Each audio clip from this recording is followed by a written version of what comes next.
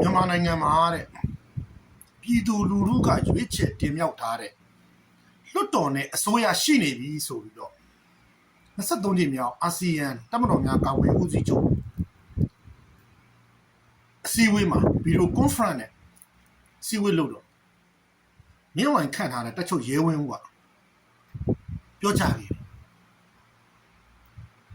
အဲ့ဒါဆိုတော့တစ်ဖက်ကအာဆီယံကတခြားအာဆီယံကတပ်မတော်ကာကွယ်ဦးစီးချုပ်တွေကမင်းကိုဘာပြန်ပြောလဲဟမ်ရဲဝင်းဦးမင်းမရည်ဘူးလားမလောင်ဘူးလားဟမ်မင်းတို့ဒေါ်စရေးချောင်းထွက်တယ်လေစက်ကတော်စစ်တပ်ကတော့ကထွက်တဲ့ကောင်လေနည်းနည်းမှရှက်တရားမရှိဘူးမင်းကိုခန့်တယ်မင်းအောင်လိုက်တယ်အဲ့လိုပဲစကားကဗျံပတာပေါက်ပန်း40ပြောတယ်သူများကိုအပြစ်ဖြုတ်ပြောတယ်အဲ့ဒါဆိုငါမေးမယ်ပြည်သူလူထုကအမှန်တကယ်ရွေးချယ်တင်မြှောက်ထားတယ်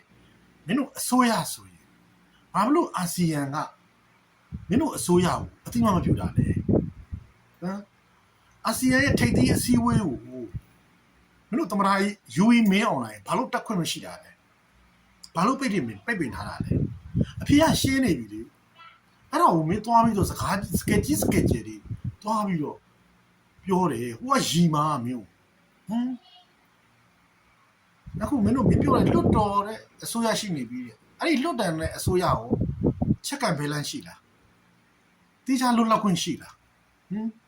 လွတ်တော်မှာရောမင်းအောင်လိုက်စိုးရနဲ့ပတ်သက်ပြီးတော့လွတ်လွတ်လပ်လပ်မေးခွန်းရှိလားဟမ်ငါမေးခွန်းတွေမျိုးမေးနေတာဖြေအဲ့လွတ်တော်ထဲမှာလေငါ့မေးခွန်းတစ်ခုတော့မေးပြီနော်တမတော်ရဲ့အသုံးစရိတ်နဲ့နော်တမတော်ပိုင်းစီးပွားရေးတွေကိစ္စနဲ့ပတ်သက်ပြီးတော့လွတ်တော်ကိုတင်ပြပါဆိုပြီးတော့အဲ့လိုမေးခွန်းတွေမေးပြီးပြည်သူလူထုရနားထောင်ကြည့်တယ်အဲ့ဒါလေမေးခွန်းရမှာတော့လွတ်တော်တွေကနေပြီးတော့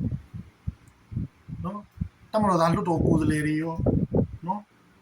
ပြည်သူလူထုရွေးချယ်ထားမဟုတ်တဲ့တမတော်သားလွတ်တော်ကိုယ်စားလှယ်တွေရောနော်မင်းတို့တမတော်ကြီးတစ်ခုလုံးရောနော်နိုင်ငံကြီးတွေကနေအပြီးပိုင်းထွက်ပြေးပါဆိုပြီးတော့လွတ်တော်ထဲမှာမေးခွန်းမေးရလားမေးခွန်းရှိလားဟမ်